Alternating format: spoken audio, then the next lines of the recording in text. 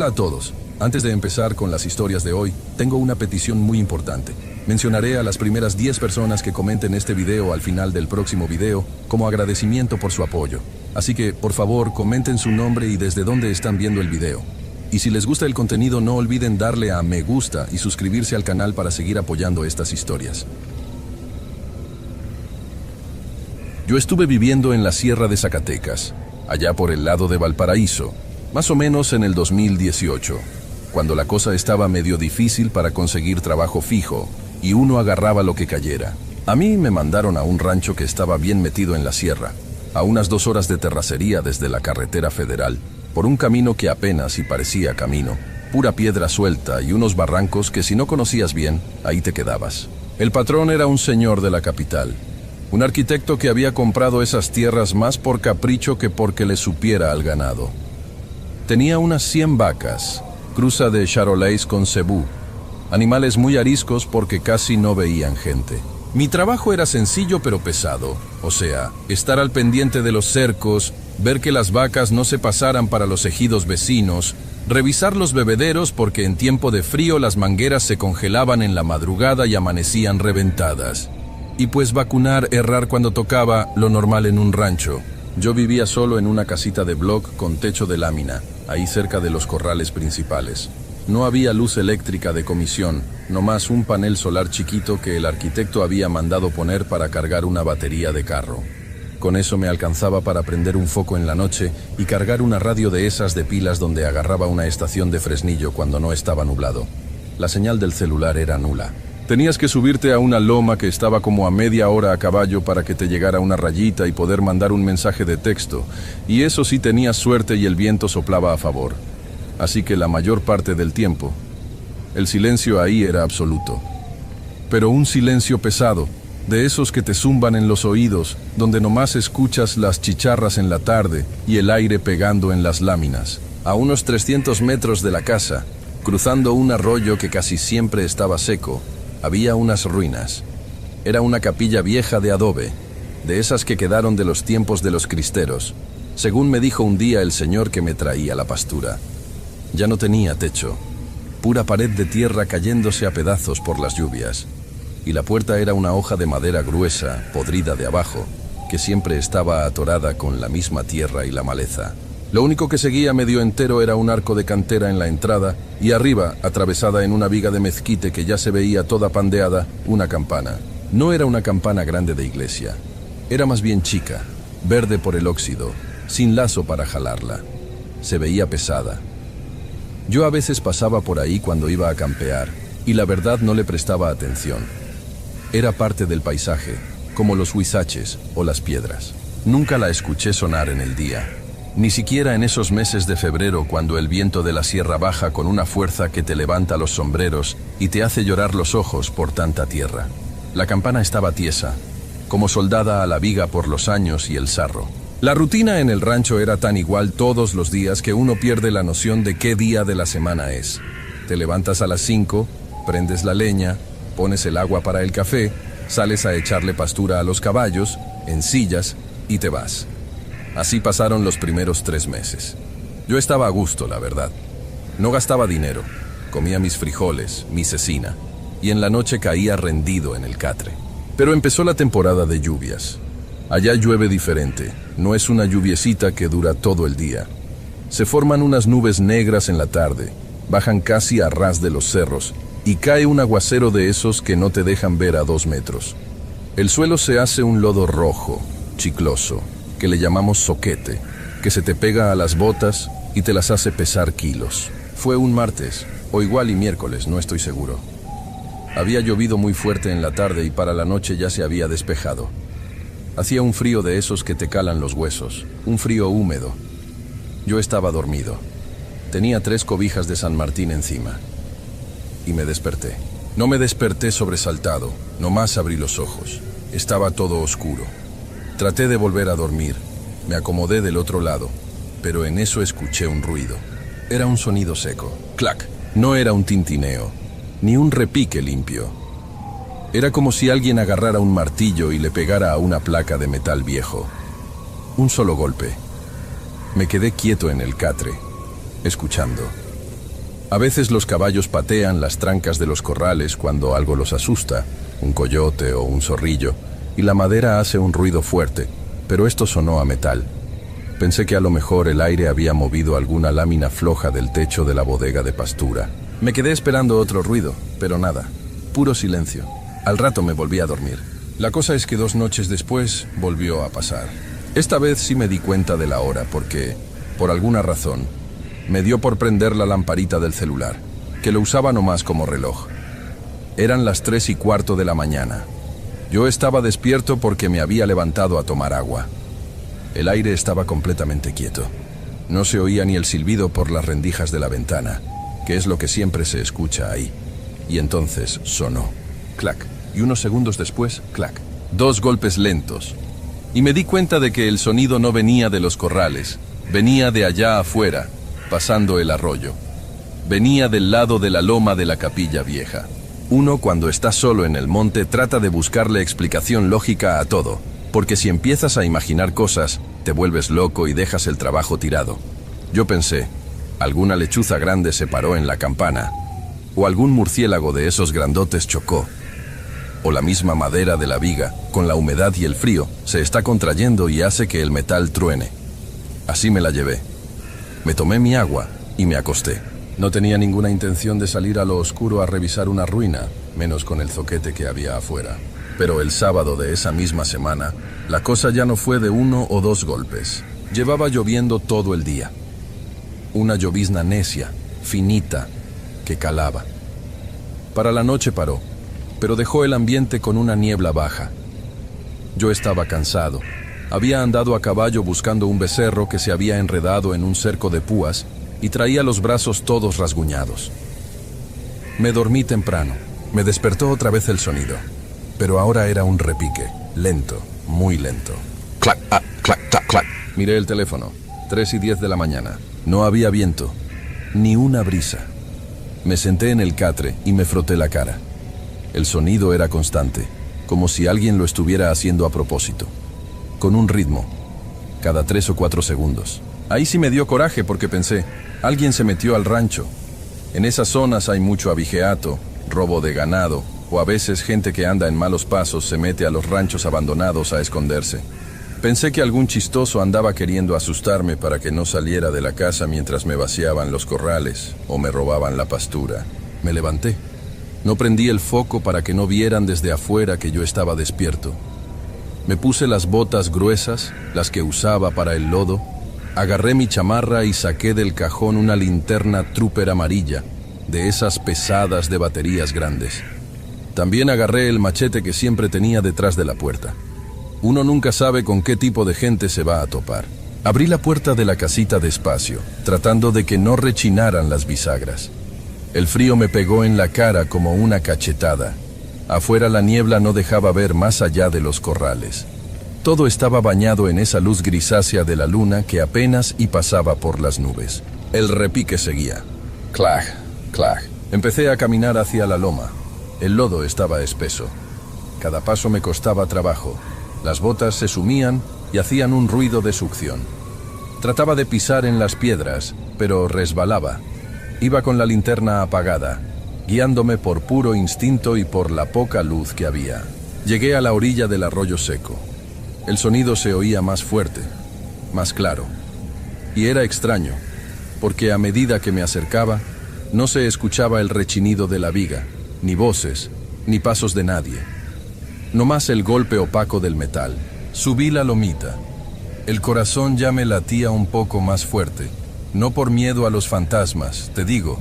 Yo pensaba en gente armada. Me paré detrás de un huizache grande, a unos 10 metros de la entrada de la capilla. No se veía nadie. La campana seguía sonando, y entonces prendí la linterna. El rayo de luz blanca cortó la niebla y dio directo en el arco de entrada. La campana estaba inmóvil, totalmente quieta. Pero el sonido acababa de sonar hace un segundo. Me quedé quieto, apuntando con la luz. Recorrí las paredes de adobe, buscando a alguien escondido. Nada. Y entonces bajé la luz hacia la puerta. La puerta de madera gruesa, la que estaba trabada con tierra y maleza desde que yo llegué a ese rancho, estaba abierta. Hacia adentro, no abierta de par en par, pero lo suficiente para que pasara una persona. Y la tierra de abajo, que llevaba meses hecha piedra alrededor de la base, estaba removida, como si alguien la hubiera empujado a la fuerza, arrastrando lodo. Me acerqué. El machete lo traía bien agarrado en la derecha y la linterna en la izquierda. Sentía un vacío en el estómago, una sensación muy rara, de esa que te avisa que algo no cuadra. Llegué a la entrada, apunté con la linterna al suelo, justo en la tierra húmeda y suelta que estaba antes del umbral. Había huellas. Eran huellas muy marcadas en el lodo fresco. Pero no eran de bota de trabajo, de esas que traen suela gruesa de tractor. Eran pisadas planas, descalzas. Y no eran de un pie normal. Se veía la forma del talón, la planta, pero en el pie izquierdo, el dedo gordo no estaba marcado. Había un hueco liso donde debía estar el dedo gordo, y la pisada izquierda estaba más arrastrada que la derecha, como si la persona cojeara o le pesara esa pierna. Las huellas iban de afuera hacia adentro de la capilla. Me paré en la puerta y alumbré hacia el interior. Adentro no había techo. La luz de la luna apenas entraba. Alumbré los rincones. Había pura basura, pedazos de adobe deshecho, ramas secas, telarañas gruesas. Olía a tierra mojada y a algo rancio, a humedad vieja. Seguí el rastro de las huellas con la luz. Entraban, daban un par de pasos hacia el centro de la capilla y ahí desaparecían. Nomás se acababan. No daban vuelta, no salían, no iban hacia las paredes. El lodo estaba liso más adelante. Me quedé parado ahí no sé cuánto tiempo. El frío se me metió por el cuello de la chamarra. La campana ya no volvió a sonar. El silencio ahora sí se sentía pesado, como si alguien me estuviera viendo desde la oscuridad de esos rincones. Apagué la linterna. Me di media vuelta y caminé de regreso a la casa. No corrí, porque en el rancho aprendes que si corres de noche nomás te vas a romper un tobillo en un hoyo, pero sí caminé rápido. No volteé para atrás. Llegué a la casa, metí el pasador a la puerta. Me quité las botas llenas de lodo y me senté en el catre. No volví a dormir en toda la noche. Me quedé viendo la pared, escuchando, pero ya no se oyó nada. Nomás el viento que empezó a soplar al amanecer. A la mañana siguiente amaneció soleado. De esos días claros donde la sierra se ve hasta lo lejos. Yo hice mi rutina. Fui a checar las vacas. Reparé un lienzo caído.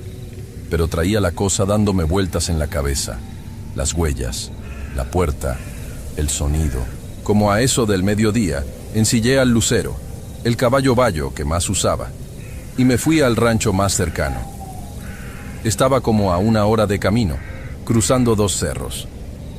Ahí vivía don Filemón, un viejo que llevaba toda la vida en esa zona. Era velador de una propiedad que estaba casi abandonada. El viejo era callado, de esos que te hablan sin mirarte, siempre viendo al suelo o al horizonte. A veces yo iba a llevarle un poco de café o azúcar y platicábamos. Llegué, amarré el caballo en un mezquite y lo saludé. Estaba sentado en una mecedora despintada afuera de su tejabán. Me ofreció un vaso de agua de pozo. Nos sentamos. Platicamos un rato de que la lluvia estaba buena para los pastos, de que el ganado iba a engordar bien ese año. Puras cosas de esas. Ya cuando me iba a despedir, me acomodé el sombrero y se lo solté, así, sin hacer mucho rodeo. «Oiga, don Filemón», le dije, ahí en el rancho, la capilla vieja que está pasando el arroyo, ¿usted sabe si de casualidad alguien va por ahí en las noches? ¿Algún loquito de los ejidos o no sé?» El viejo se quedó sobándose la rodilla, no volteó a verme. «¿Por qué lo dice, muchacho?», me preguntó.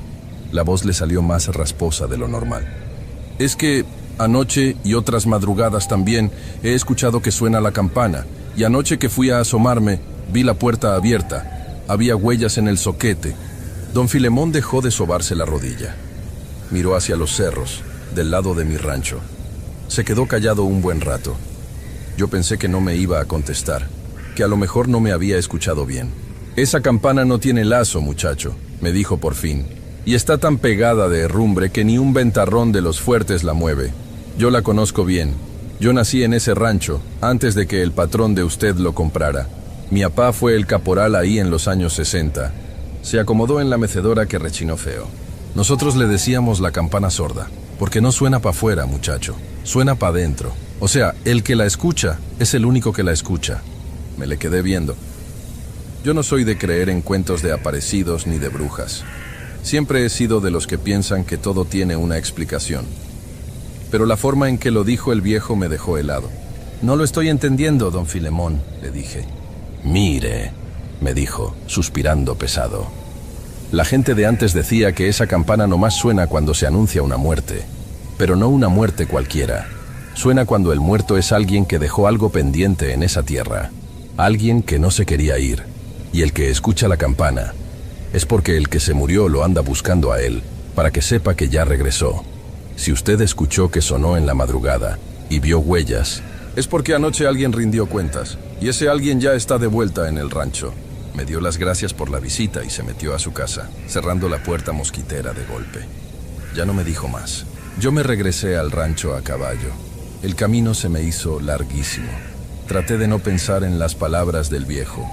Son puros cuentos de gente de rancho, me iba diciendo a mí mismo. Mentiras, algún malviviente andaba ahí, es todo. Llegué, desencillé, le di agua al caballo. La tarde se fue rápido. Evité mirar hacia la loma de la capilla. Hice mis cosas, me encerré en la casita antes de que oscureciera. Trabanqueé bien la puerta. Le puse una silla recargada por si las dudas. Esa noche tampoco dormí bien, pero no escuché nada. Ni la siguiente. Fue hasta el martes que llegó el patrón. Venía en su camioneta doble cabina. Traía despensa, unos costales de sal mineral para las vacas y medicina para desparasitar. Yo le ayudé a bajar todo. Lo vi medio serio, más callado de lo normal. Él siempre era muy platicador, preguntaba por todo, pero ese día nomás daba instrucciones cortas. Nos sentamos en la sombrita del porche de mi casa a tomar un refresco que trajo. Oye, me dijo de repente sacando un cigarro, ¿cómo has sentido la casa? ¿No se le mete el agua por el techo? No, patrón, todo bien, nomás hace frío, pero no gotea, le contesté. Prendió el cigarro y soltó el humo despacio. Qué bueno, dijo. Oye, te quería comentar algo, nomás para que estés enterado. Por si llega a venir la judicial o algo, que no creo, pero para que sepas. Me acomodé en el bloque de cemento donde estaba sentado. ¿Pasa algo, patrón? No, aquí no. Es sobre el muchacho que estaba trabajando aquí antes de ti. Carmelo, el que se fue hace como 4 meses. Yo a Carmelo no lo conocí. Cuando yo llegué a pedir el trabajo, el patrón me dijo que su anterior trabajador simplemente se había ido un día sin avisar, dejando todas sus cosas en la casita. Yo tuve que sacar su ropa y sus cobijas viejas y meterlas en una bolsa de basura que aventé en la bodega, porque olían mucho a humedad y a sudor. ¿Qué pasó con él?, le pregunté. Me avisaron el domingo, dijo el patrón mirando el cigarro, que el sábado en la madrugada lo encontraron tirado en las afueras de Fresnillo. Lo atropelló un camión de carga pesada en la carretera. Quedó muy mal, pobre cabrón. Sentí un frío que me subió desde los pies hasta la nuca. El sábado en la madrugada. Tragué saliva. Traté de que no se me notara el temblor en la voz. ¿A qué hora fue eso, patrón?, le dijeron. Pues el parte médico dice que fue como a las 3 de la mañana, me dijo. Pero lo raro no es eso.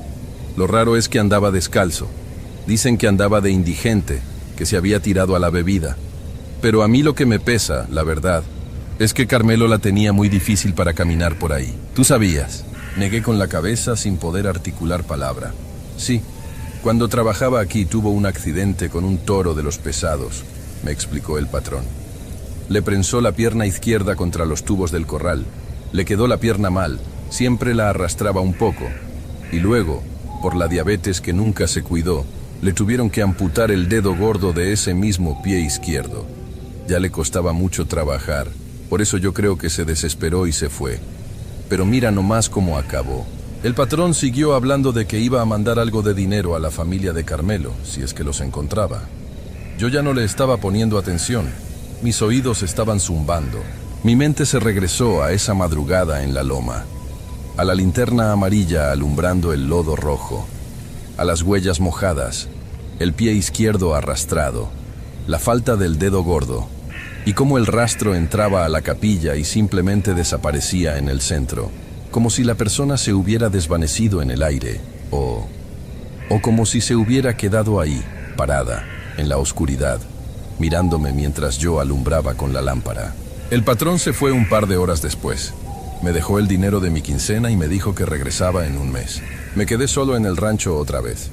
Esa tarde no salí a revisar los bebederos. Fui a la bodega, donde había arrumbado la bolsa negra con las cosas viejas del tal Carmelo. La abrí. Adentro había unos pantalones de mezclilla rotos, unas camisas y un par de botas de trabajo gastadas. Las saqué. La bota izquierda estaba modificada.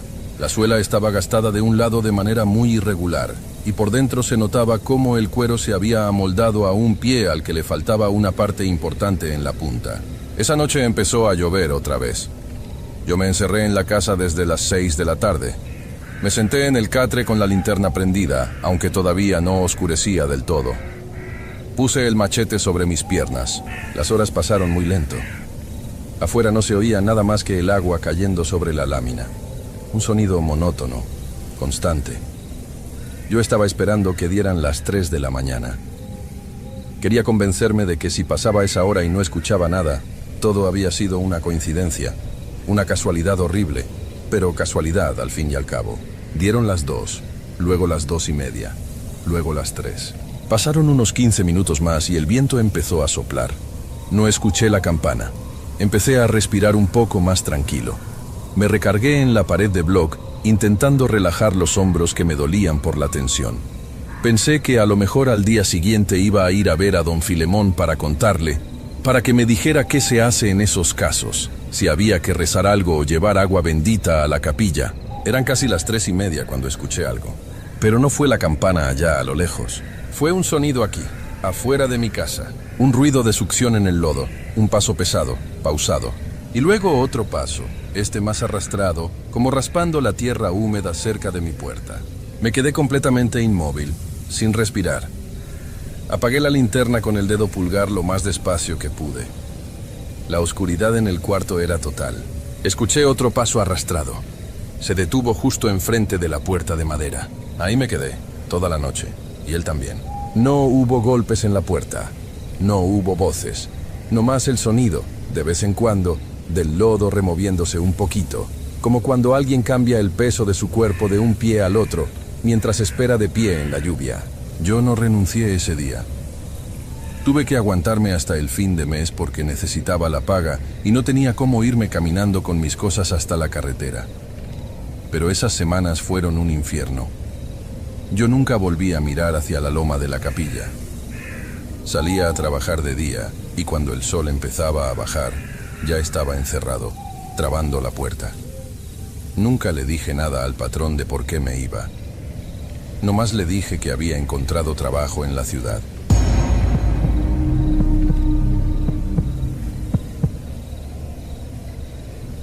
Yo trabajaba en una bodega de forrajes y alimentos para ganado ahí por el periférico en San Luis Potosí. Esto ya tiene sus años. Era un trabajo pesado, la verdad, de andar cargando costales de 40 kilos de sorgo, de alfalfa peletizada, de esas pacas que te dejan todo el polvo en la ropa y te pica la espalda todo el día. Yo entré ahí por un compadre que me recomendó con el dueño, un señor que le decíamos Don Chuy.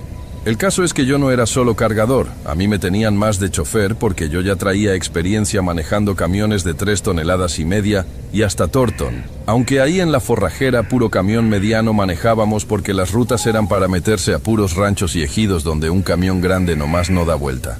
Esa semana andábamos bien atrasados con las entregas porque se nos había descompuesto la camioneta más grande, una Ford blanca que ya tenía la transmisión dando las últimas. Total que me traían para arriba y para abajo en una Chevrolet de redilas, haciendo el doble de viajes. Me acuerdo bien que era un martes, o a lo mejor miércoles, porque los fines de semana no se hacían esas rutas largas. Me tocó llevar un pedido grande de bultos de alimento para vacas lecheras a un rancho que está metido por una brecha pasando Zaragoza, rumbo a la sierra. Es una zona bien árida, de esos caminos de terracería que parece que nunca se acaban y que nomás ves mezquites y nopales a los lados. Normalmente ese viaje yo lo hacía en la mañana. Sales de San Luis temprano, agarras la carretera, te desvías y llegas al rancho a eso de la 1 de la tarde. Descargas con la ayuda de los mozos de ahí, te invitan un refresco o un taco de frijoles y te regresas con calma. Pero ese día todo salió mal. Primero, En la bodega no tenían completo el pedido y tuvimos que esperar a que llegara un proveedor con más bultos. Luego, a la hora de cargar, uno de los muchachos se lastimó la cintura y tuvimos que acomodar todo entre dos. Para cuando salí de la bodega ya eran como las 6 de la tarde. Yo le dije a Don Chuy que si no quería que mejor fuera al día siguiente, porque la verdad no me gustaba andar por esas brechas de noche. No por miedo a cosas raras, sino porque la carretera está bien fea. Hay mucho bache, mucho animal que se te atraviesa, vacas sueltas, y si se te poncha una llanta, ahí te quedas porque no hay señal de celular ni quien te ayude. Pero el cliente ya andaba urgido, que porque el ganado no tenía qué comer para la mañana siguiente. Así que Don Chuy me dijo que me fuera con cuidado, que me pagaba un extra y que me quedara a dormir ahí en el rancho en la cabina de la camioneta y me regresara con la luz del sol. Pues ya que, la necesidad manda. Agarré carretera. El tráfico de salida estaba pesado, lleno de trailers y carros. Ya saben cómo se pone la 57. Fui avanzando a vuelta de rueda un buen tramo hasta que por fin pude agarrar mi desviación. Para cuando entré a la terracería ya estaba oscuro. Oscuro de verdad. De esa oscuridad del campo donde no ves ni la punta de la nariz si apagas las luces. La camioneta traía los faros medio opacos, así que no alumbraban la gran cosa.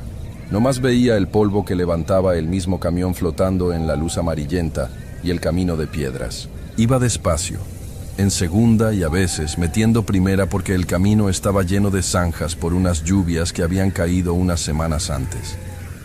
El ruido del motor estaba fuerte y la redila iba rechinando con el peso de los costales.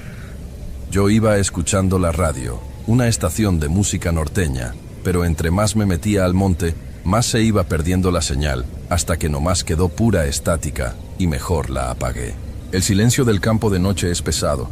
Nomás escuchas el motor, las piedras brincando en el chasis y el viento. Ya llevaba como 1 hora y media en la brecha.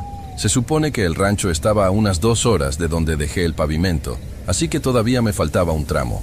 El camino hace muchas curvas y hay una parte donde tienes que bajar como a una especie de cañada donde hay un arroyo seco.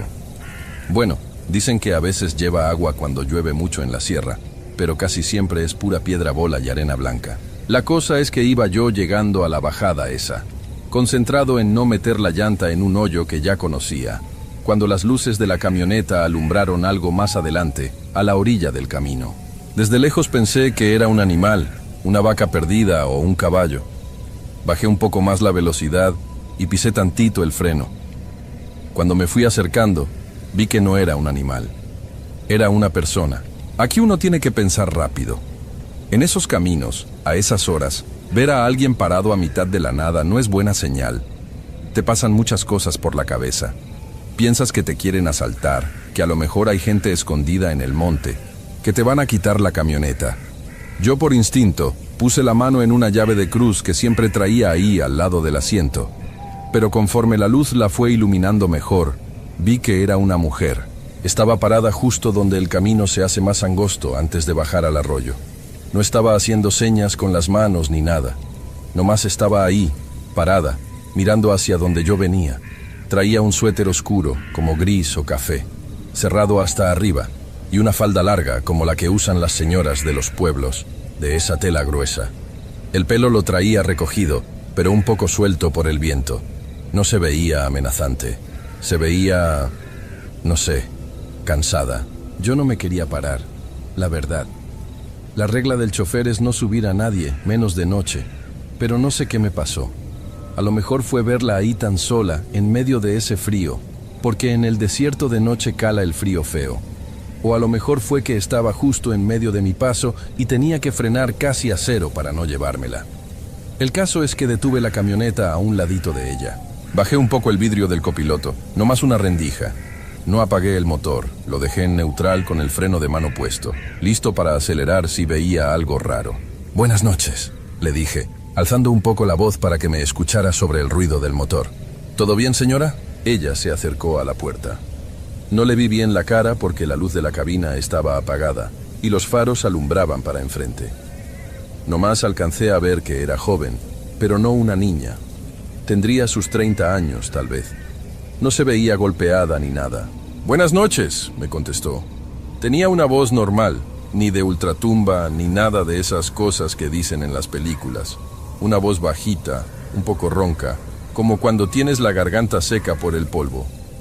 ¿Va para el lado del rancho Los Sauces? Ese era el rumbo donde yo iba. El rancho donde iba a entregar era el siguiente después de Los Sauces. Sí, voy para aquel lado, le dije, todavía dudando.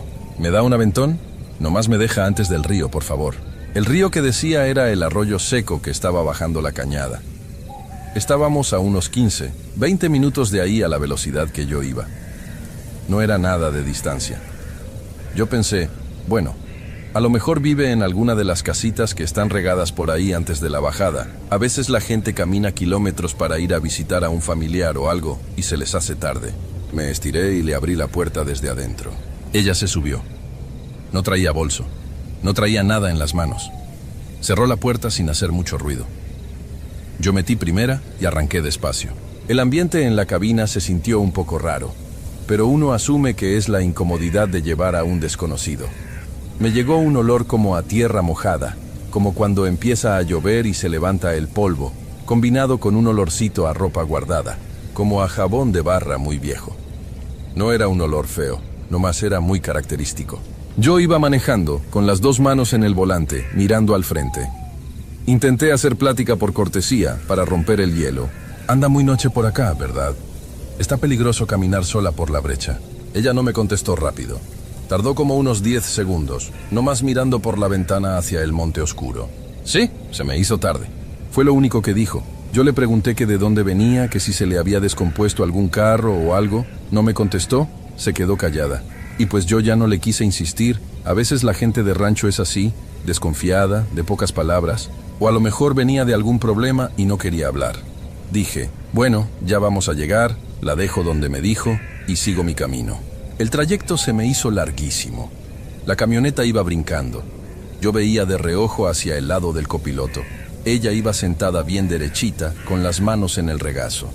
No se movía casi nada con los brincos del camino, lo cual, ahora que lo pienso, era raro, porque la suspensión de esa Chevrolet estaba durísima y yo iba rebotando en mi asiento. Pero en el momento no lo razoné así. Llegamos a la parte donde el camino empieza a bajar hacia la cañada.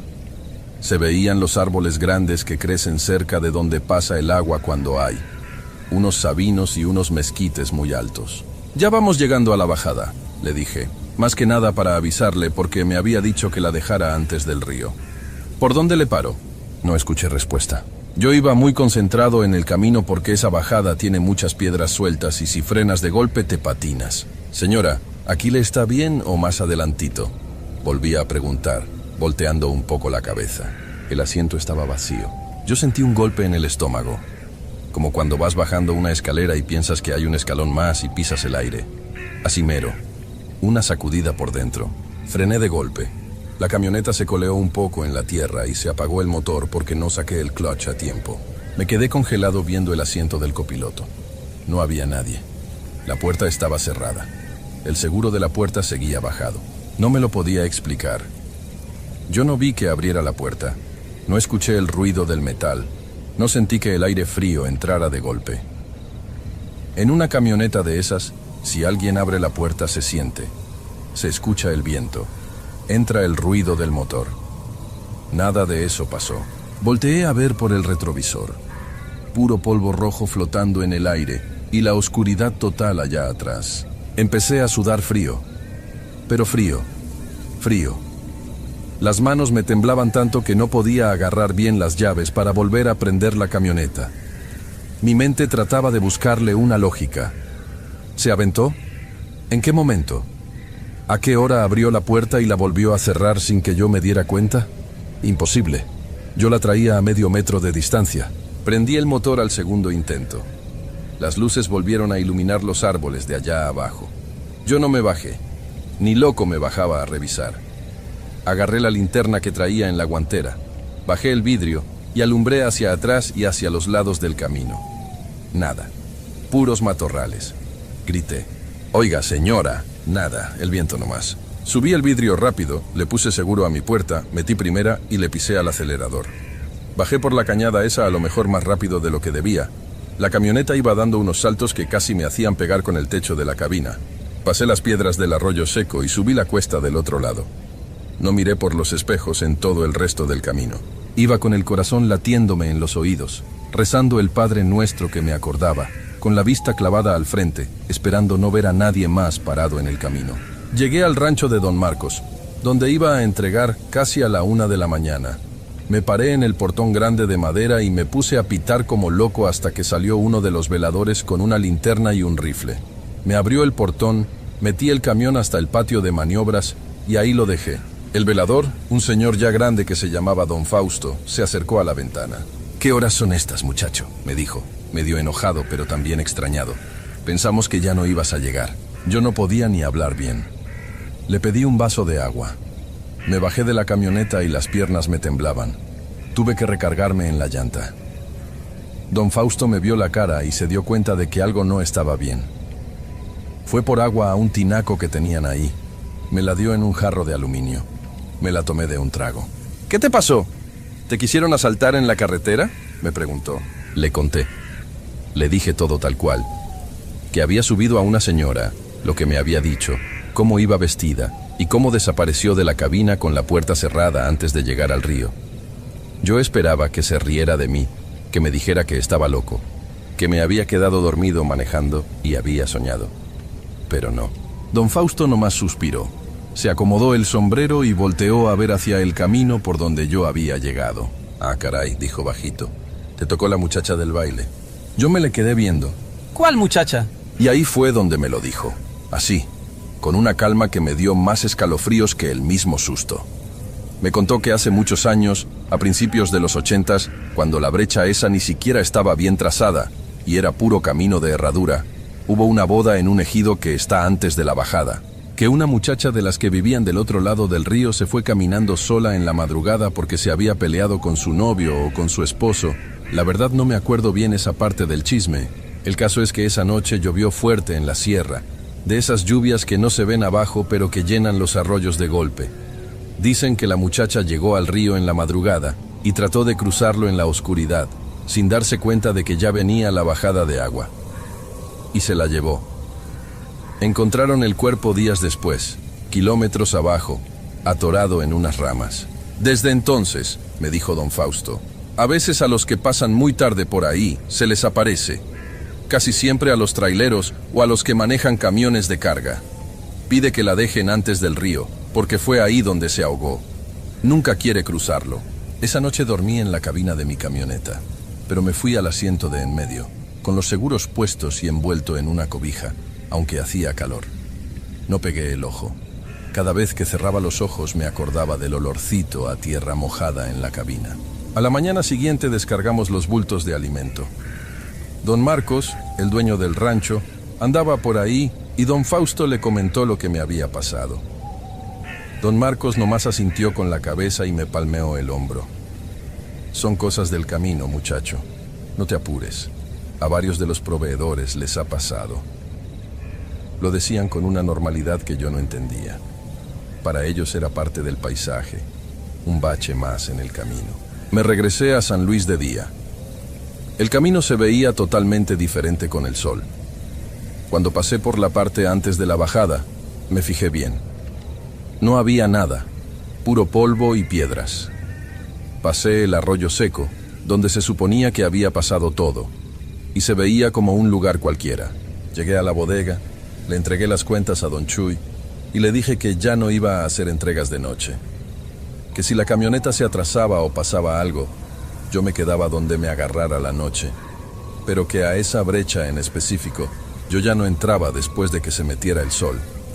Don Chuy me quiso regañar, que porque los clientes mandan, pero le dije que entonces se buscara a otro chofer.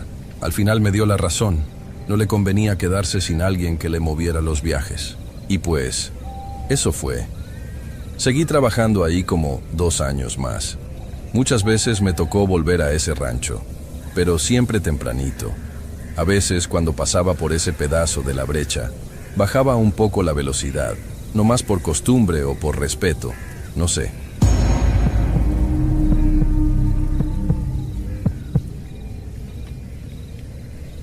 Yo trabajaba en una empacadora de carne, en el turno de noche, y mi esposa, Elena, tenía un puestito de gorditas afuera de una maquila.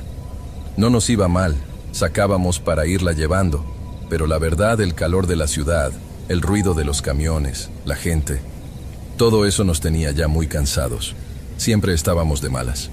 Un cuñado mío, el esposo de la hermana de Elena, nos empezó a meter la idea de buscar un terrenito. Él es de Zacatecas y siempre decía que la vida en el rancho era más tranquila, que criar animales dejaba para comer y vivir sin tanta presión. Decía que las chivas eran buen negocio, que no requerían tanta agua como las vacas y que se comían lo que fuera. Y pues, uno se va haciendo ilusiones. Juntamos un dinero. Vendimos un tsuru que teníamos. Sacamos los ahorros que Elena guardaba en una caja de zapatos y empezamos a buscar. Queríamos algo barato. Fuimos a ver varios lugares para el lado de Matamoros, pero todo estaba muy caro o muy cerca de la carretera.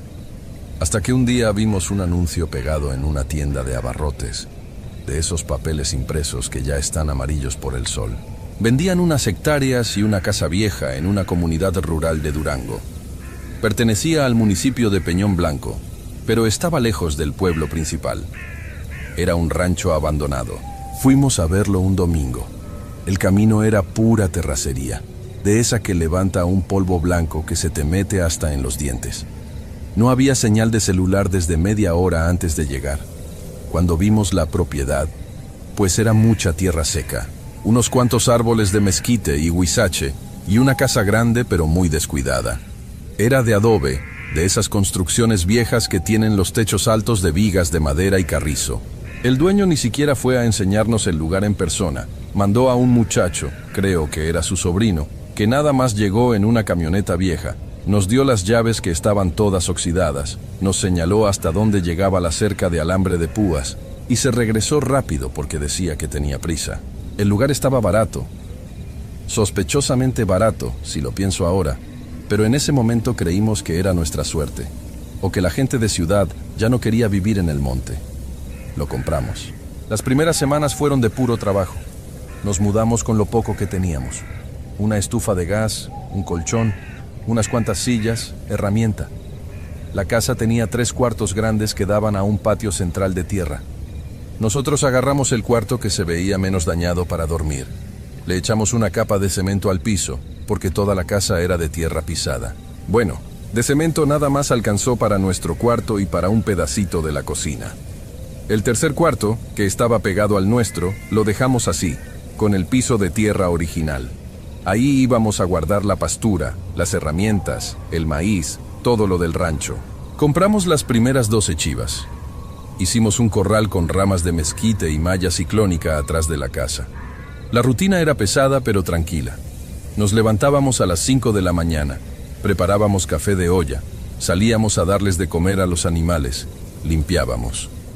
El silencio que había ahí era otra cosa. Al principio hasta te zumban los oídos de tanta quietud. En la ciudad estás acostumbrado a que siempre hay un perro ladrando, una sirena, un carro, pero ahí, nada. Nada más el viento. Y en Durango, en esa zona, el viento sopla fuerte en las tardes. Levanta unos remolinos de tierra que pegan contra las paredes de adobe y suenan como si alguien estuviera aventando puñados de arena contra la casa. Pasaron unos 2 meses. Ya nos estábamos acostumbrando. Hasta se nos veía mejor la cara, menos estresados.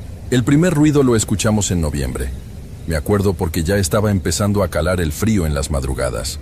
La casa de adobe guarda el calor en el día, pero en la noche, si no tapas bien las ventanas, se enfría mucho. Estábamos dormidos. Yo tengo el sueño pesado por los años que trabajé de noche en la empacadora, pero esa vez me desperté. No sé qué hora era, no prendí el celular para ver. Nada más abrí los ojos. Sentí que algo me había despertado, pero no sabía qué. Me quedé quieto, respirando despacio para no despertar a Elena. Y entonces lo oí. Era un sonido sordo. Venía del cuarto de al lado, el de piso de tierra donde guardábamos las cosas. Hacía shh, thump, shh, thump. Sonaba como si alguien estuviera arrastrando un costal muy pesado. Un costal lleno de algo duro. Pero no un costal liso, sino algo rasposo que raspaba la tierra del piso. Se movía unos centímetros, se paraba y luego otra vez. Shh, thump. Lo primero que uno piensa en el rancho es los animales. Pensé que a lo mejor un coyote se había metido, o unos perros de esos salvajes que a veces andan en manada buscando comida, o que una de las chivas se había salido del corral y se había metido por la ventana que no tenía vidrio, nomás una tabla mal puesta. Me levanté despacio. El piso de cemento estaba helado. Agarré una linterna de pilas grandes que siempre dejaba en el buró y me puse las botas sin amarrar las agujetas. Elena ni se movió. Salí al patio. Hacía un frío de esos que te cortan la cara. El cielo estaba lleno de estrellas, bien clarito. Caminé pegado a la pared hasta la puerta del cuarto de la bodega. La puerta era de madera vieja, de esas que rechinan mucho, y le habíamos puesto un pasador de metal por fuera, para que el viento no la abriera. Alumbré la puerta. El pasador estaba puesto, cerrado. No había forma de que un perro o una chiva grande se hubiera metido por la puerta. Caminé hacia la ventana de ese mismo cuarto. La tabla que habíamos cruzado para taparla seguía ahí, en su lugar, atrancada con un ladrillo. Volví a escuchar el ruido, desde afuera. ¡Shh! Venía de adentro, exactamente del otro lado de la pared de adobe donde yo estaba parado. Ahí sí me dio un poco de, desconfianza. No miedo, porque uno todavía trata de buscarle la lógica. Pensé, a lo mejor son ratas de campo. Hay unas ratas muy grandes por ahí, tlacuaches también. Abren hoyos en la tierra por debajo de los cimientos. A lo mejor andaban moviendo bolsas de pastura vacías o se estaban peleando. Quité el pasador de la puerta. Hizo mucho ruido de metal. Empujé la madera y alumbré con la linterna hacia adentro. El haz de luz cruzó el cuarto. Vi los costales de alfalfa apilados en una esquina. Vi las palas, el pico, la carretilla volteada boca abajo. Vi el piso de tierra pisada. Nada, no había nada moviéndose. Entré un poco más. Moví el rayo de la linterna por todos los rincones, hasta por el techo de vigas, buscando un tlacuache o algo. Nada. Todo estaba en su lugar. El olor adentro era a polvo y a humedad vieja, lo normal. Hasta pateé un costal vacío para hacer ruido, por si algo estaba escondido atrás. Ningún ruido. Cerré la puerta, le volví a poner el pasador y me regresé a dormir. Cuando me acosté, Elena se medio despertó y me preguntó a dónde había ido. Le dije que a revisar a las chivas porque creí oír algo. Me dijo, me miachea, y se volvió a dormir. Yo me quedé un rato despierto esperando oír el arrastre otra vez, pero ya no sonó. Al día siguiente en la mañana fui a revisar el cuarto de día. Abrí todo para que entrara la luz del sol. Me puse a buscar hoyos de ratas en las orillas, donde la pared de adobe se junta con el piso de tierra. No encontré nada, ni un solo agujero grande. Lo que sí noté, y en el momento no le di importancia, pero lo noté, fue que la tierra del centro del cuarto, donde no había nada amontonado, estaba como alisada, como si le hubieran pasado una escoba por encima, borrando las huellas de mis botas de la noche anterior. Pero pensé que era el viento que se colaba por las rendijas. Pasaron como 2 semanas sin que pasara nada más. Uno se olvida rápido de las cosas cuando tiene mucho trabajo. Se nos enfermó una cabrita de diarrea y anduvimos vuelta y vuelta tratando de curarla con remedios y suero. Estábamos bien cansados. Luego volvió a pasar. Esta vez, Elena estaba despierta. Habíamos estado platicando en la cama porque no podíamos dormir. Hacía mucho viento afuera. Estábamos callados, mirando el techo oscuro, cuando empezó a sonar. Shh. En el cuarto de al lado. Elena apretó mi brazo. No gritó ni nada, nada más me agarró muy fuerte. ¿Qué es eso?, me susurró. Es el viento, le dije, pero los dos sabíamos que no era el viento. El viento silba, choca, empuja, no arrastra. Shh. Sonaba muy pesado. Haga de cuenta como un tronco de esos de mezquite, de los gruesos, que alguien trata de mover estirándolo por el suelo, pero que pesa tanto que tiene que jalar, detenerse a agarrar aire y volver a jalar. Así sonaba. El shhh de la madera contra la tierra suelta, y luego el thump sordo cuando lo dejaba caer de golpe. Y se sentía.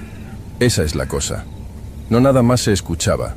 La casa era tan vieja y el suelo estaba tan conectado, que cuando sonaba el golpe pesado, yo sentía una vibración muy leve en el cemento de nuestro cuarto, a través de la pared. «¿Hay alguien ahí?», me dijo Elena, ya con la voz temblando. «Se metió alguien a robarse la herramienta». Esa idea sí me asustó más. Alguien que camina horas en el monte de noche para meterse a un rancho ajeno no va con buenas intenciones. Me levanté rápido, Agarré un machete que tenía debajo de la cama. Ni siquiera prendí la linterna al principio. Salí al patio en calcetines. Hacía tanto frío que sentía pinchazos en la planta de los pies. Llegué a la puerta de la bodega. El ruido seguía. Estaba justo detrás de la madera. Alguien jalando algo pesado. Levanté el machete, quité el pasador de un golpe y pateé la puerta. Entré rápido, prendiendo la linterna al mismo tiempo y gritando: ¿Quién anda ahí? La luz iluminó todo de golpe. El ruido se cortó en seco, en el instante exacto en que la puerta se abrió. El cuarto estaba vacío, totalmente vacío de gente. Los costales en su lugar, las palas igual, la ventana atrancada desde adentro con el ladrillo. Me quedé parado ahí, respirando fuerte, con el machete en la mano. El vapor de mi respiración se veía en el aire frío con la luz de la linterna. Sentí que se me helaba la sangre, no por el frío, sino por una confusión muy fea que se te mete en el estómago. Yo había estado escuchando el ruido a menos de medio metro de distancia, detrás de la puerta. Tenía que haber alguien ahí. Era imposible que no hubiera nadie. Empecé a mover las cosas. Aventé los costales de alfalfa a un lado. Moví la carretilla. Revisé detrás de unas pacas viejas. Nada. Nada. Elena salió al patio envuelta en una cobija. Se quedó en la entrada viendo cómo yo movía todo a lo loco. ¿No hay nadie?, me preguntó. No, se ha de haber ido por... no sé por dónde. Le dije eso nomás por decir algo. Los dos estábamos viendo que no había por dónde salir. Las paredes eran de adobe sólido de 50 centímetros de ancho. El techo era de vigas pesadas cubiertas con tierra y ramas, intacto. Nos regresamos a dormir, pero esa noche ninguno de los dos cerró los ojos. Dejamos una lámpara de queroseno prendida en el buró. Ya no sonó nada el resto de la madrugada, pero la casa se sentía diferente, como si el aire estuviera más pesado, más difícil de respirar. A la mañana siguiente empezamos a tratar de encontrarle una explicación, como hace la gente. Empezamos a decir que a lo mejor el ruido venía de abajo de la tierra, que el subsuelo de la zona se estaba acomodando por el cambio de temperatura, que a lo mejor eran las raíces de los mezquites viejos que tronaban con el viento y la tierra amplificaba el sonido, haciendo que pareciera que era adentro. Uno inventa muchas cosas para no irse de un lugar donde metió todo su dinero. Decidimos vaciar el cuarto. En los días siguientes sacamos toda la pastura, la herramienta, la carretilla. Hicimos un tejabancito afuera con unas láminas galvanizadas que compramos en el pueblo y metimos todo ahí. Dejamos el cuarto completamente pelón. Puras paredes de adobe y piso de tierra. Pensamos que si no había nada adentro, ya no podría haber nada que hiciera ruido o que los animales quisieran buscar. Tardó un tiempo en volver a pasar, casi un mes. Nosotros ya andábamos más relajados, pensando que el problema era la pastura acumulada. Ya hasta nos reíamos a veces, diciendo: ¿te acuerdas cuando nos asustó la tierra que se acomodaba? Pero a mediados de enero, una noche que estaba lloviznando, empezó otra vez. Y esta vez fue distinto, más claro. Eran como las 3 de la mañana. Yo estaba medio dormido, sintiendo el ruido de las gotas en la ventana. Y de repente, sobre el ruido del agua, ¡shh! Elena se sentó en la cama de golpe. Estaba ahí, en el cuarto vacío de al lado. ¡Shh! ¡Thump! El ruido del arrastre. Y ahora, sin los bultos de alfalfa que apagaran el eco, sonaba mucho más fuerte. Retumbaba en el techo alto de vigas. Era un sonido lento, muy lento, como alguien que ya no tiene fuerzas. Pero esta vez hubo algo más. Entre el ruido del arrastre, se escuchaba una respiración. No sé cómo explicarlo sin sonar como un loco, pero sonaba como el aire que suelta a alguien por la nariz y la boca cuando está haciendo un esfuerzo extremo. Un soplido ronco, cansado. Seguido del arrastre de la madera en la tierra. Yo no me quise levantar, la verdad. Sentí un miedo tan paralizante que me quedé duro en el colchón. Elena estaba llorando en silencio a mi lado, agarrándome la mano tan fuerte que me clavaba las uñas. El ruido no estaba quieto en un lugar, se estaba moviendo. Empezó en la esquina del cuarto que daba hacia el monte, y lentamente, con ese shhh, thump, empezó a cruzar hacia la pared que compartía con nuestro cuarto. Escuchábamos cómo se acercaba. Cada arrastre lo ponía más cerca de nosotros. 15 centímetros, otros 15 centímetros. Cuando llegó justo a la pared de nosotros, a la altura de donde estaba nuestra cama del otro lado del adobe, el ruido se detuvo. Se hizo un silencio total. Ya ni la llovizna se oía afuera. Nos quedamos congelados esperando. ¿Esperando qué? No sé. ¿Que atravesara la pared? ¿Que golpeara el adobe? Pasaron, no sé, a lo mejor 10 minutos. Se sintió como horas. Y luego, muy despacio, el ruido empezó a alejarse otra vez. Shh. Thump. Regresando a la esquina de donde había salido. Y ahí se apagó. Al día siguiente nos levantamos en silencio. Ninguno de los dos habló de lo que pasó en la noche mientras hacíamos café. Elena tenía unas ojeras horribles y le temblaban las manos al agarrar las tazas. Yo salí al patio. Fui directo a la puerta de la bodega. La abrí de un jalón. La luz de la mañana entró al cuarto vacío. Me quedé mirando el piso de tierra. En el centro del cuarto, cruzando desde la esquina izquierda hasta la pared de nuestro lado, había una marca. No era una huella de zapatos. Era una zanja superficial, como de 1 metro de ancho, donde la tierra pisada estaba removida. Como si de verdad hubieran arrastrado algo enorme y pesado de un lado a otro. La marca iba de la esquina, tocaba la pared y se regresaba a la esquina, donde se desvanecía en la tierra dura. Me quedé mucho rato viendo eso. No toqué nada. Cerré la puerta despacio y me fui a darle de comer a las chivas. Ese mismo día, por la tarde, llegó de visita un señor del rumbo. Se llamaba Don Eliseo.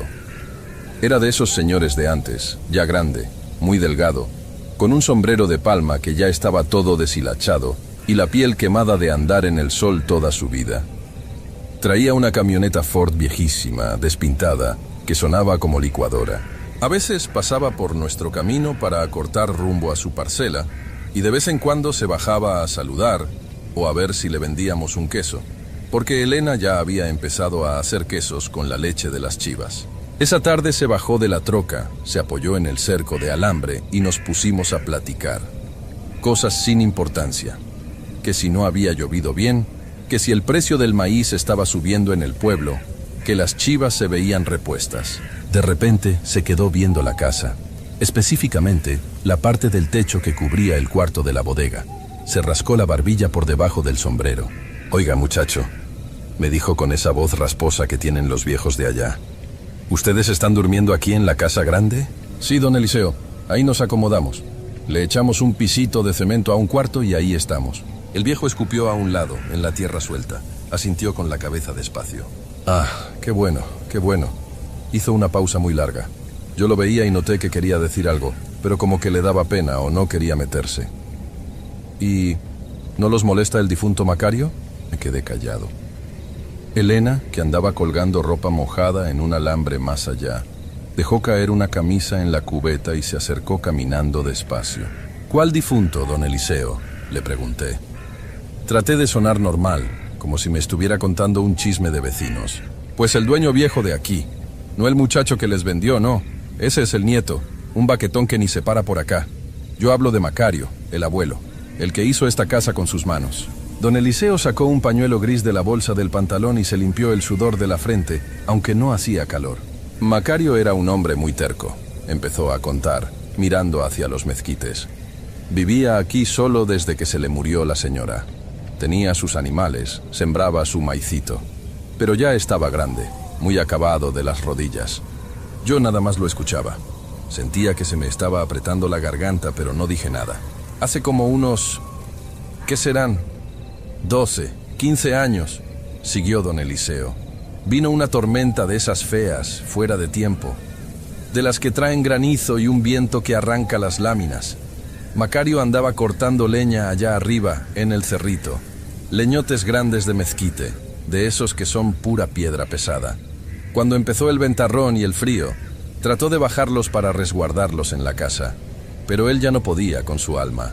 Señaló con su dedo chueco hacia la casa, exactamente hacia el cuarto de la bodega.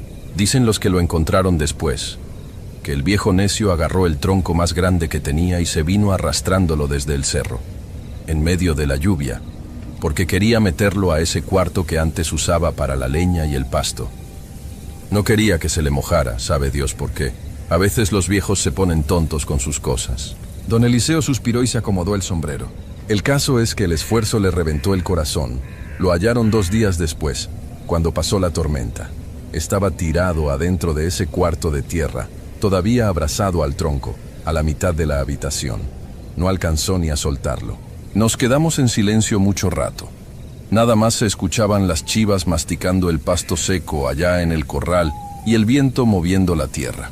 Pero pues son cosas que pasan, dijo de pronto don Eliseo, como queriendo cambiar el ambiente, dándose una palmada en la pierna. Ya llovió desde entonces. El nieto dejó caer el lugar y lo malvendió. Qué bueno que le están dando vida otra vez, muchachos. Bueno, los dejo que se me hace tarde. Se despidió con la mano, se subió a su camioneta ruidosa y se fue por el camino de tierra, dejando una nube de polvo blanco detrás. Elena y yo nos quedamos parados en el patio sin mirarnos. Esa tarde empezamos a empacar las cosas en el cuarto. No hablamos de regresar a Gómez Palacio, ni de vender el rancho, ni nada. Simplemente empezamos a meter la ropa en bolsas de basura negras, la estufa, a desarmar la cama. No queríamos pasar otra noche ahí. Las chivas se las encargamos a un vecino un poco más cerca de la carretera a los pocos días, malbaratadas. La casa ahí se quedó. Supongo que el techo ya se debe haber caído con las lluvias de estos años. A veces, cuando estoy trabajando en un taller mecánico acá en Torreón, donde entré hace poco, me toca mover piezas pesadas de motores arrastrándolas por el piso manchado de aceite. El sonido del metal contra el concreto no se parece nada a la madera contra la tierra. Pero cada que escucho un rozón largo y pesado, me detengo. Se me tensa el cuello, y me acuerdo de esa respiración ronca en medio de la noche, de la tierra removida.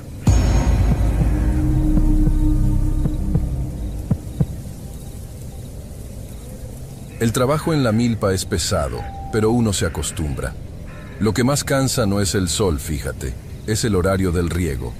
Allá usamos mucho el riego rodado, que es abrir las compuertas del canal para que el agua corra por los surcos. Y el agua no tiene horario. A veces te toca el turno a las 2, 3 de la mañana, y ahí tienes que andar con la pala, abriendo y cerrando bordos en la oscuridad, metido en el lodo hasta las espinillas. El aire a esa hora allá en Michoacán corta la respiración. Baja un sereno de la sierra que te moja la chamarra, aunque no esté lloviendo. Yo siempre llevo una lámpara de esas que se amarran en la cabeza, porque si traes la pala en las dos manos, ocupas ver dónde pisas. El lodo de esa zona es chicloso, pesado. Das 3 pasos y ya traes 1 kilo de tierra pegado en cada bota. Te digo todo esto porque uno en el campo sabe cómo se sienten las cosas, cómo suena el agua cuando corre por la tierra seca, cómo truenan las cañas del maíz cuando el viento las mueve. Uno conoce los ruidos normales.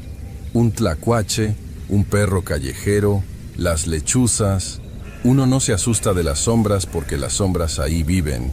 Ya la milpa estaba alta. Cuando el maíz crece, de veras que se hace como un muro. Te metes 2 surcos adentro y ya no ves el camino. No ves nada, nomás pura hoja verde y el cielo negro arriba. Era un martes. Me acuerdo bien porque los lunes el patrón manda el fertilizante y ese día anduvimos acomodando costales.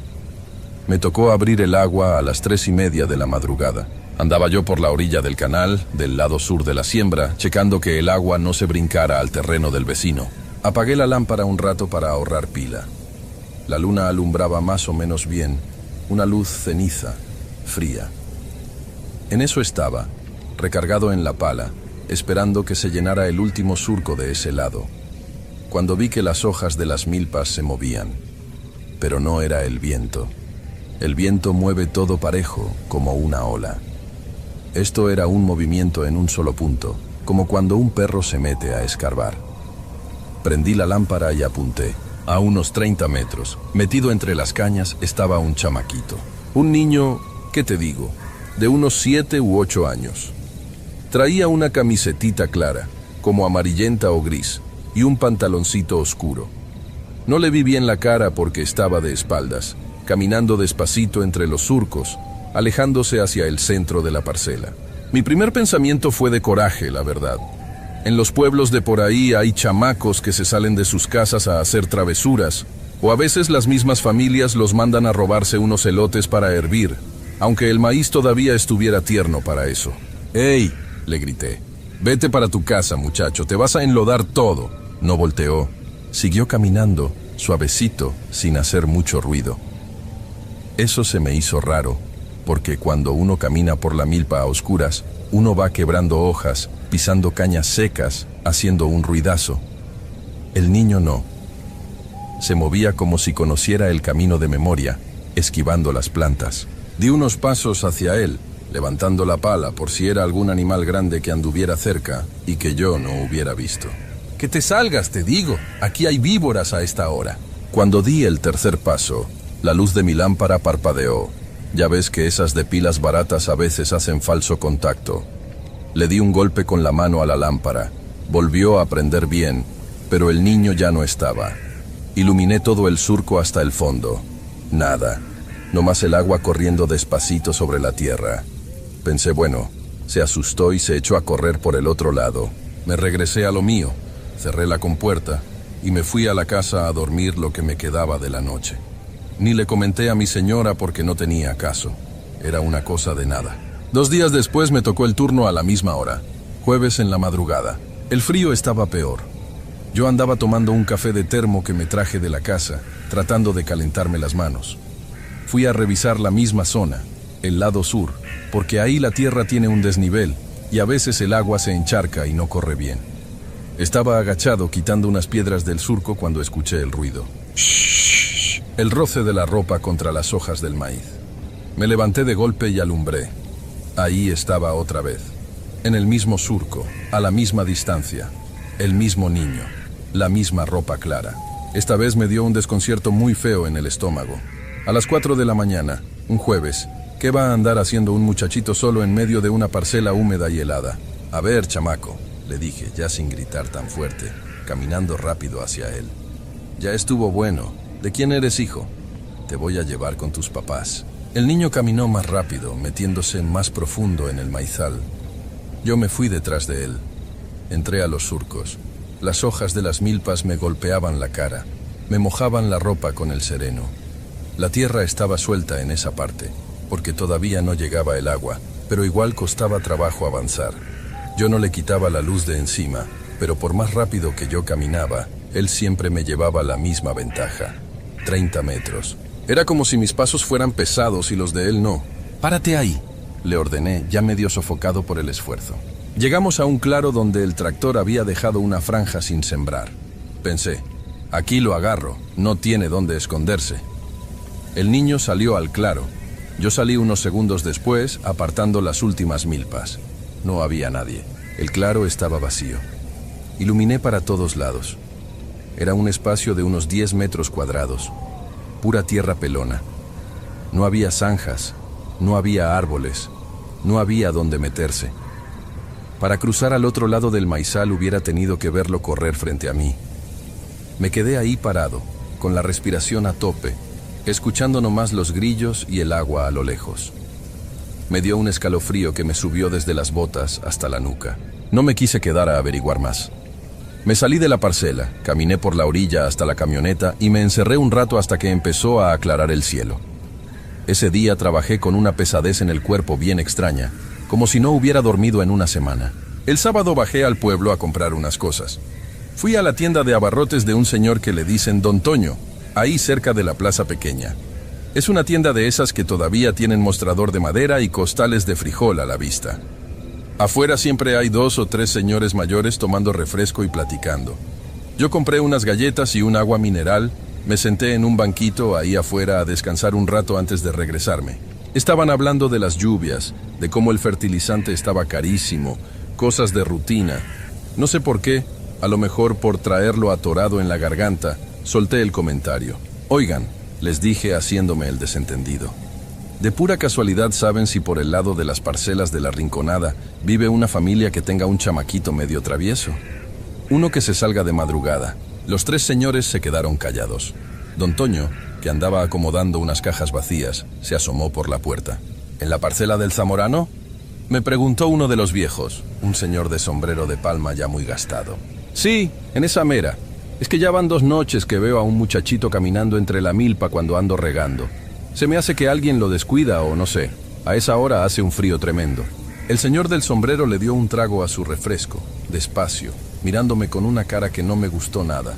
No era burla, no era sorpresa, era una mirada como de lástima. Nadie vive por ahí cerca, muchacho, dijo el señor, bajando un poco la voz. Las casas más cercanas están a 2 kilómetros, pasando el Canal Grande. Y ningún niño de por ahí se va a ir a caminar a las 3 de la mañana al lodo. Pues yo lo vi, dije, sintiendo que me ponía a la defensiva. Lo vi clarito con mi lámpara. Trae ropa clara. Lo seguí y se me perdió entre las plantas.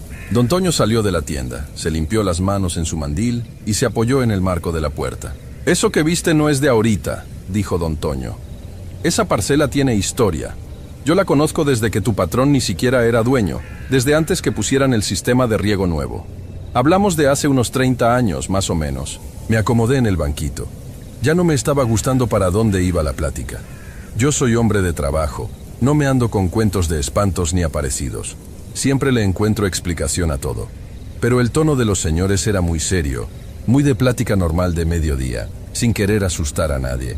Antes esa tierra la trabajaba una familia de apellido Macías, siguió contando don Toño. Eran muchos hermanos. Uno de ellos, el más chico, tendría unos 8 años. Una tarde de noviembre, ya cuando la milpa estaba seca, lista para la pizca, el niño se metió a jugar. La mamá andaba preparando la comida. El papá andaba en el tractor. Nadie lo vio meterse. Se hizo de noche. Empezaron a buscarlo. El señor del sombrero asintió con la cabeza, recordando. Todo el pueblo fue con antorchas y linternas, dijo el viejo. Nos metimos surco por surco, gritándole, buscando en las zanjas, en los canales. Pasamos 3 días peinando cada centímetro de esa tierra. Hasta trajeron unos perros de un rancho vecino. ¿Y qué pasó?, pregunté, sintiendo la boca seca. Nada, no pasó nada porque nunca lo encontraron. Se lo tragó la tierra. Unos decían que a lo mejor se cayó al Canal Grande y se lo llevó el agua, pero en esas fechas el canal estaba bajito, casi seco. Otros decían que alguien se lo robó, que se lo llevaron para el norte. La familia vendió a los pocos años. No aguantaron la tristeza de asomarse a la ventana y ver la milpa donde perdieron a su muchacho. Es el niño de los Macías, murmuró otro de los señores, el que no había hablado. Muchos de los que trabajan esa tierra lo ven, nomás se pasea. Dicen que anda buscando la salida. Yo me paré, me sacudí el pantalón y les dije que seguro era algún malviviente o un chiquillo robando elotes, que la gente inventa muchas cosas. Me despedí, agarré mi camioneta y me fui. Traté de convencerme todo el camino de que los viejos nomás querían asustarme por ser el trabajador nuevo en esa zona, que era una coincidencia, que el cansancio me estaba haciendo ver sombras. No me tocó regar de madrugada hasta la semana siguiente, un miércoles. Para entonces, había llovido 3 días seguidos. La tierra estaba hecha un chiquero. El lodo era una plasta que te chupaba las botas. Tenía que ir a abrir la compuerta principal que alimenta los canales secundarios. Estaba lloviznando, una brisa finita, pero constante. Me puse mi impermeable amarillo de plástico, mis botas de hule largas, y agarré la pala pesada. Eran las 2:30 de la mañana. Llegué al canal, hice lo que tenía que hacer. El agua empezó a bajar con fuerza, metiendo un ruido fuerte, un sonido de agua pesada revolviéndose con lodo y piedras. Estaba acomodando unas ramas para desviar un chorro que se estaba yendo chueco, cuando, por el rabillo del ojo, vi el movimiento. Levanté la cara despacio. Ahí estaba, a 10 metros de mí, mucho más cerca que las otras veces. Esta vez no estaba entre la milpa, estaba parado justo en el borde del canal de riego. El agua pasaba por debajo de sus pies. Mi lámpara le daba directo en la ropa. Era una camisetita de algodón que alguna vez fue blanca, ahora manchada de un color café viejo. El pantaloncito estaba roto de las rodillas. Estaba de perfil. Tenía la cabeza agachada, mirando la corriente de agua negra que bajaba por la zanja. El corazón me empezó a golpear el pecho tan fuerte que sentía que me iba a ahogar. Quise hablar. Quise decir alguna grosería para darme valor, pero la lengua se me pegó al paladar. No pude mover un solo músculo. El niño levantó un pie despacito, como queriendo cruzar el canal. Lo vi clarito con la luz de mi lámpara. Vi el zapato viejo que traía, lleno de lodo seco. Bajó el pie y dio un paso, luego otro. Caminó por el borde del canal, alejándose de mí, con ese mismo paso suave, sin hacer ruido, ni un solo sonido sobre el lodo empapado. La razón me decía que corriera a la camioneta y me largara de ahí, pero los pies no me daban para atrás. Algo en mí, una terquedad estúpida de no querer creer, me hizo dar un paso hacia donde él iba. Empecé a seguirlo por la misma orilla del canal, guardando mi distancia. Él caminaba, la lluvia le caía encima, pero su ropa no se veía mojada, se veía opaca, como cuando ves algo a través de un vidrio sucio. Caminamos unos 40 metros por la orilla.